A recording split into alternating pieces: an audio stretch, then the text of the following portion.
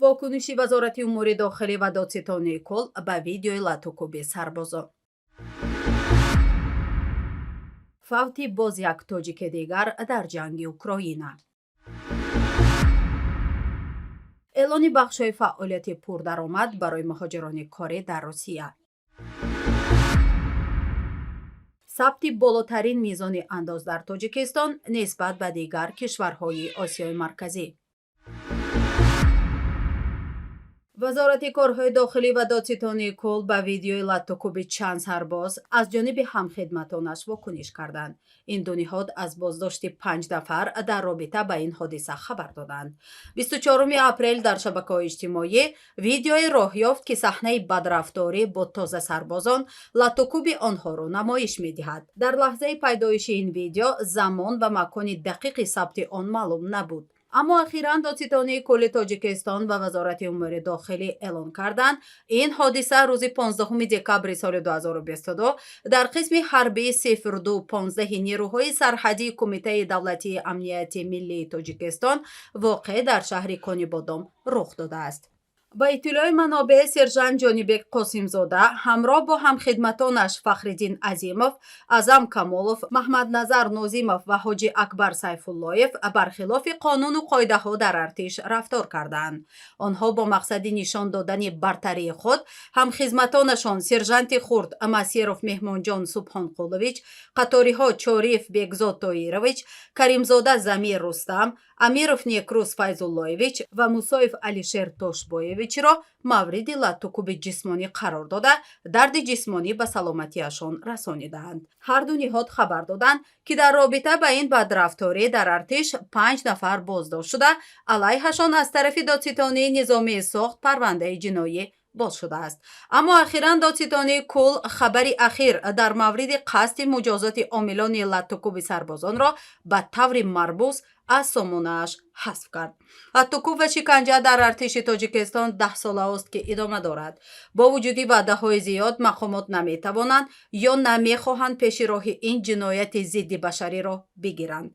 به این دلیل سالانه ها 10 نفر سرباز بر اثر شکنجه و لاتوکوب جان خود را از دست داده، صدها نفر دیگر معیوب یکمری می‌شوند. بی‌قانونی در ارتش تاجیکستان باعث فرار سرتاسری جوانان از خدمت عسکری در ارتش شده است.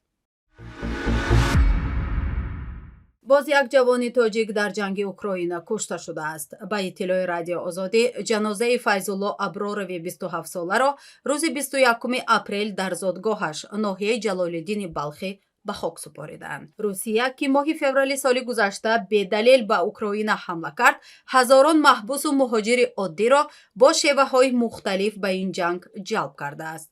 اسرار ابراروف پدر فیض‌الله ابراروف جوان اخیراً در اوکراین فوتیده تاجیک گفته است او از شرکت پسرش در جنگ خبر نداشت، ولی در آخرین صحبت تلفنی در 4 ماه پیش وی گفته است احتمال او را به جنگ برند. با گفته پدر مرحوم او به جز از به جنگ رفتن چاره دیگری نداشته است، زیرا در اولین مورد دعوت به شرکت در جنگ اسرار ابراروف به جنگ نرفته است که دفعه دوم او را تهدید کردند اگر به جنگ نرود 7-8 سال زندانی خواهد شد. مقامات روس دلیل هلاکت فیض‌اللهیف را از خونروی زیاد زخمی تیر در پایهایش گفتند. یک دوست فیض‌الله بدون ذکر نامش در صحبت با رادیو آزادی گفته است مرحوم 1 سال آخر در زندان بود و ماه اکتبر او را از محبس به جنگ برده بودند. تا امروز خبری مرگ بیش از 20 محبوس تاجیک در جنگ اوکراین رسانه‌ای شده است. تعداد انیق محبوسانی که به جنگ در اوکراین جلب و کشته شدند معلوم نیست. یک کارشناس روس گفته است در بعضی از ساحه‌ها مهاجران کاری بیش از شهروندان روسیه معاش می‌گیرند. یوری ماسکووسکی رئیس بنیاد добрососедство در صحبت با روسکای گازета گفته است کارفرمایانی هستند که خدمت کارگران مهاجر در روسیه را برابر با خدمت رسانی شهروندان این کشور نرخ‌گذاری می‌نمایند. به نظر او چنین شرایط در ساحه‌های در روسیه فراهم شده است که در این بخش‌ها معاش کارمند وابسته به کار انجام داده او پرداخت می‌شود. در این ضمن این کارشناس تاکسیرانی، خدمات کالارسانی، کار در مرکزهای حمل و نقل را از بخش‌های گفته است که کارگران مهاجر در آنها баробар ба шаҳрвандони русия маош мегиранд. Юрий Московский бо истидлол ба додаҳои сайти комёби Headhunters гуфтааст, маоши миёнаи кормандони умури омода кардани колои фармоишшуда 42600 ҳазор, ронандаи такси ҳудуди 69 ҳазор ва колорасон 70 000 рубли русия дар моҳ аст. ӯ гуфтааст, маоши ҳадди аққали як ронандаи такси дар русия 60 000 рубл аст ва болотарини ин мизон ба 200 000 рубл дар як моҳ мерасад. дар ҳамин ҳол ин коршинос мегӯяд, ваз дар дигар бахшҳои ниёзманд ба кори муҳоҷирон чунин нест, балки дар дигар соҳаҳо коргарони муҳоҷир маоши камтаре нисбат ба шаҳрвандони русия мегиранд.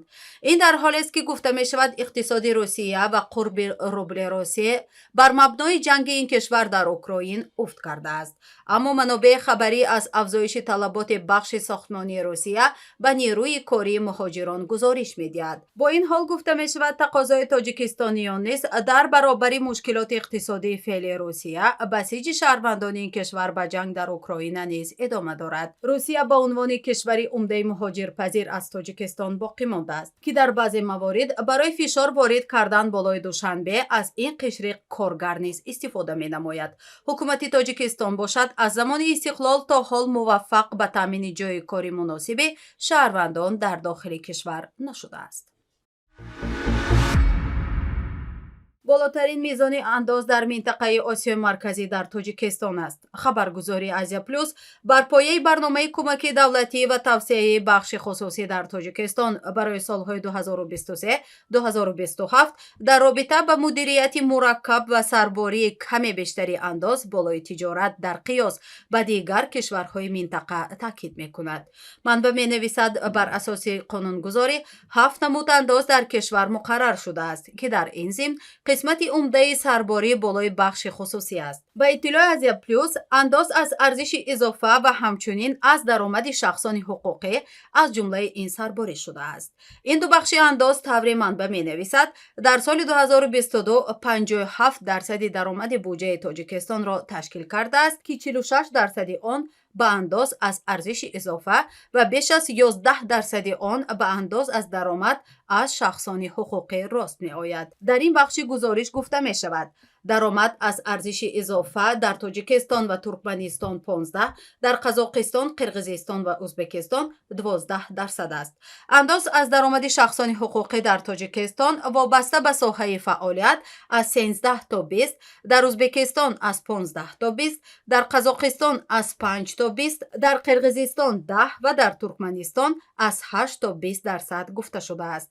ҳамин тариқ даромади буҷаи Тоҷикистон аз андоз 57, аз Ӯзбекистон 55, аз Қазоқистон 41 ва аз Қирғизистон 48% аз ҳисоби андоз ба даст омадааст. иттилоъе дар бораи иҷрои буҷаи Туркманистон аз ҳисоби андоз дастрас нест.